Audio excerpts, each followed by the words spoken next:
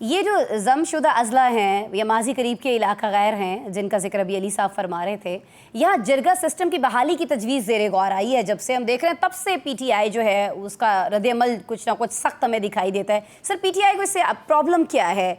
बहुत सारे हुकूमती जो नुमाइंदगान हैं वो भी ये सवाल पूछ रहे हैं और हमारा अपना भी ये सवाल है कि जरगा सिस्टम के तहत बहुत सारे मामलात को इन इलाकों में बहुत अरसे तक सही किया जाता रहा है, अभी भी हो सकता है। पीटीआई को इस पर एतराज़ क्या है नसीम साहब? देखिए, आपको बड़े तफसील के साथ अली फुरकान ने सारी चीजें बताई है, उसकी बड़ी गहरी नजर भी है उन इलाकों के ऊपर।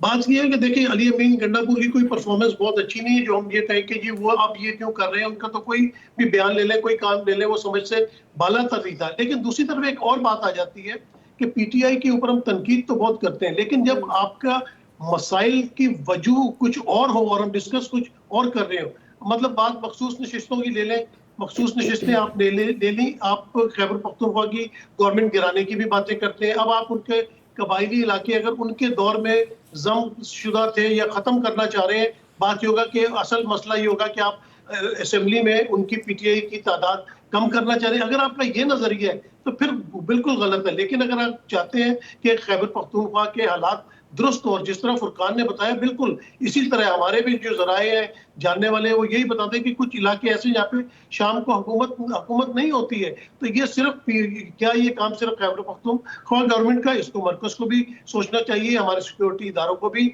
सोचना चाहिए। और जब एपीसी की बात हो रही है तो भाई इख्तियार किसके पास है? आप एपीसी 10 एपीसी बुला लें, क्या उसमें जो फैसले होंगे वो मान लिए जाएंगे? आइन और कानून आपने मुअत्तल किया हुआ है। अभी फैजी साहब ने भी इतनी रोशनी डाली, जिस तरह अपना काशिफ ने बात की थी कि मैं फील्ड मार्शल सर, साहब से यही तो पूछूंगा हमारा कि सवाल है कि जिन जमातों का आप चोर कहते हैं और जिन जमातों के ऊपर आप ये इल्ज़ाम लगाते हैं कि उनके तो अपने हाथ में कुछ है ही नहीं, वो तो किसी और के इशारे पे चलते हैं, तो फिर क्यों गंडापुर साहब ऐसी जमातों के साथ बैठना चाह रहे हैं? क्यों एपीसी बुलाने की बात कर रहे हैं सर? हाँ, यहाँ पे दो बातें हैं। एक तो देखें कि अगर आप दूसरी जंग अजीम देख लें, किस तरह तबाही मची पूरी यूरोप के अंदर, अरबों डॉलर का नुकसान हुआ, लाखों लोग हलाक हो गए। लेकिन एंड ऑफ द डे तमाम दुश्मनों को जिन्होंने एक दूसरे के बंदे भी मारे थे उन्हें एक टेबल पे बैठना पड़ा। तो ये तो सिंपल सा असूल है ना कि एंड में आपको टेबल पे आना पड़ता है